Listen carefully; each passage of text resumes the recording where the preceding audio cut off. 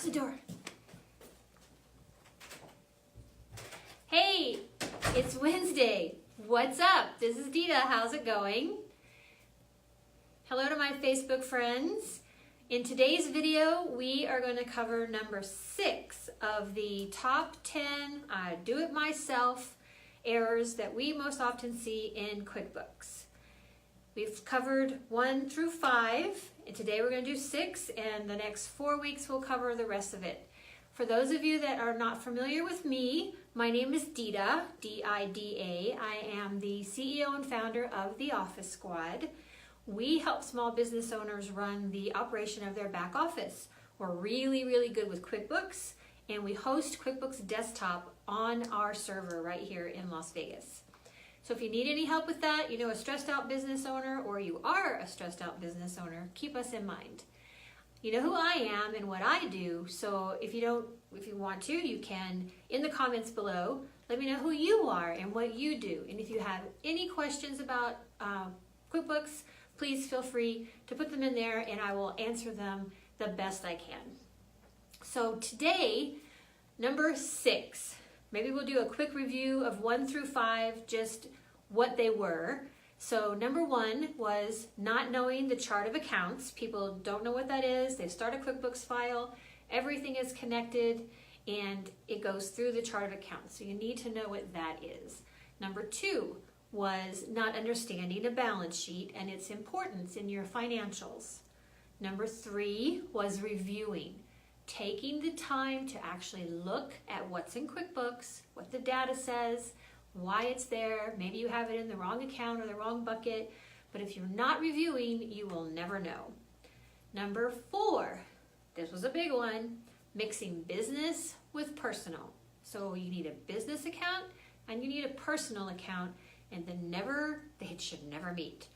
So that was 4. Number 5, that was what we did last week. Not tracking credit cards in your QuickBooks like a credit card. People are just using a check register and entering the payments, but they're not really logging what the expenses are. And there is a way in QuickBooks to do just the credit card stuff. And you reconcile it every month, and then you have all of that really good data on your P&L and balance sheet. You can tell where the money is going. So we are all caught up today. Number 6. And these are fun.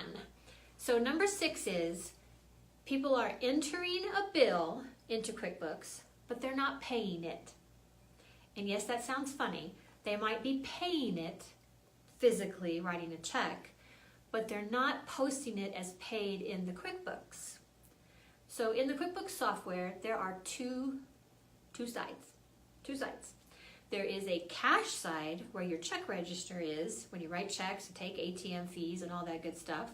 And then the other side is the accounts receivable, the accrual side. The accounts receivable, the accounts payable, that's the balance sheet we were talking about. So if you are putting a bill from a vendor into your QuickBooks, you go into the vendor window and you're clicking post a bill and you put the bill in, and then you go away for a few days and you decide to pay that bill, and you open up your check register in the QuickBooks and you type in a check posting and you write a check. Well, QuickBooks doesn't know that that check was written to pay that bill that you put in a while back. What you're supposed to do is use the bill pay window. So you would go to the vendors section, you would hit pay bills. It will bring up this really cool list of all the bills that you have in your system. You check off the one that you're paying. At the bottom of the screen, it asks you how you're paying for that. Are you paying for it with a check? Are you paying for it with a credit card? And then you hit go, and cha-ching, it's in there.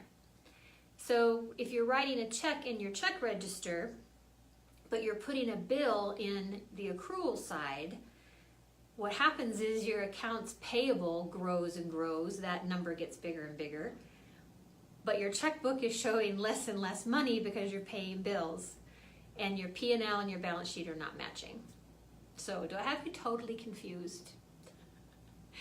If you are using the accrual method, if you are putting a bill into the QuickBooks and you plan to pay it later, use the bill pay window to pay the bill. Same thing with accounts receivable, which we're going to talk about next week most likely. So I hope that helps. If you have any questions, you can go to our website and download the ebook. It covers it a little bit more. Go to www.TheOfficeSquad.com. Click down toward the bottom and you can download the free ebook. It covers all 10 of these errors that we find, and it's free. You can also give us a call at The Office Squad. You can email help@TheOfficeSquad, and we'd be happy to help you. I will talk to you next week on What's Up Wednesday. Have an awesome week. Talk to you soon.